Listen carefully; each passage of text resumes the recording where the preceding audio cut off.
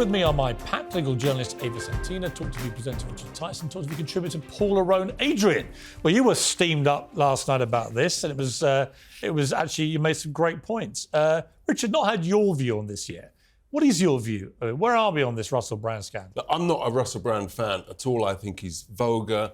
Frankly, I think a lot of what he said and does has been absolutely vile. My question, though, is that you've got this very serious investigation that's taken a very long time.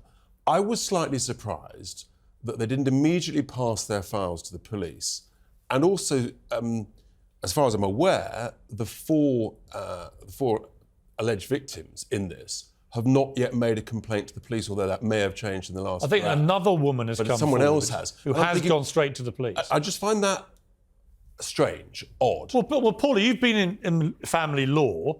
Do you find that strange? Not at all. I don't find that strange at all. And Richard, this is one of the myths that we need to bust.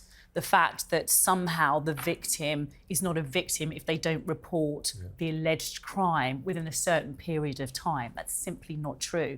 Remember, for the survivor, and I do prefer the word survivor, of abuse, they live that every day. This isn't about what happened last week or a year ago or 2 weeks or 2 years ago. It's what's happened to them and they live it every day. And the fact that they are strong enough to come forward today or tomorrow is not something that should be questioned or judged. Oh, well, hang on, Paula. Paula, here's what I would say to that. We had this debate last night, but I'm going to say it again, because I've written a column for The Sun about this. I have a problem when we use language like victims and survivors when this is an ongoing process, because it implies we've already reached a guilty verdict, that this man is guilty of crimes, these are his victims, and they are survivors. To me, they're accusers. And I would say the same if it was male accusers. We had all this with Cliff Richard, where a male accuser accused him of sexual assault turned out to be complete nonsense, by which time Cliff Richard's reputation trashed, BBC flying over his house, he eventually won a lawsuit. But the language is important.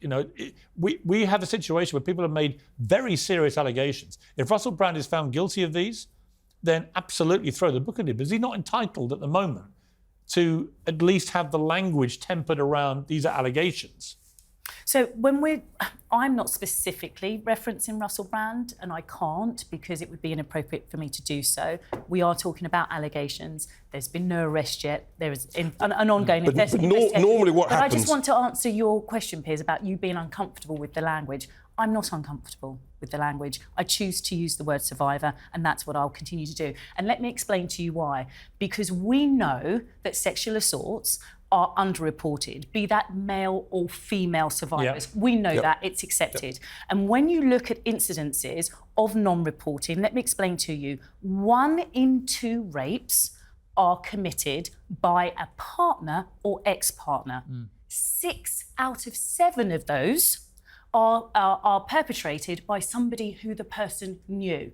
What you have in a situation where you are dating somebody, where you know somebody, where you are flirting with somebody, is you are incredibly embarrassed on top of the pain and suffering that you've had. I get all this. No, I don't I get all this. Normally when criminal I also interviewed an 18-year-old boy earlier this year who was put in remand in prison for 2 months, accused of being a rapist. It turned out the woman who accused him was a total fantasist, who caused her own injuries and is now languishing in jail, by which time his house has been daubed with rapists and so on. So that's why I think you've got to be careful. I want to bring, you've been very patient, Ava, specifically about the corporate meltdown that's going on with Russell Brand.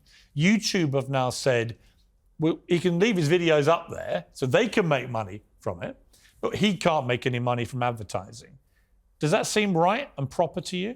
Well, I use YouTube every day. It's one of our main platforms, and actually that money would just be held for him. So if he's then found innocent or found not guilty or he's cleared, then YouTube can re-grant him access to that pot. So he's actually not losing any money, it's just being stored in a pot. Basically, what YouTube have said is, you put out a video denying allegations and you had a little donate button on there, and we're not comfortable, Google aren't comfortable with that, so they've taken away his ability to monetize it. I also want to talk about the lad culture, because I think we were talking about this upstairs.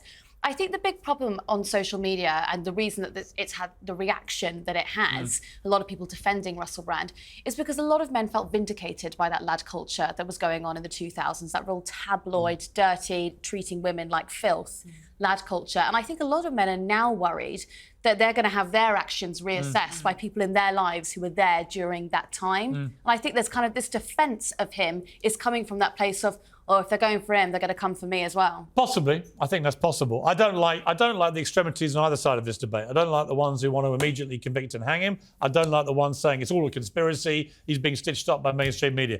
We've run out of time. Thank you, Pat. Great to see you. I've got to mention your earrings, which are fabulous. Oh, bless you.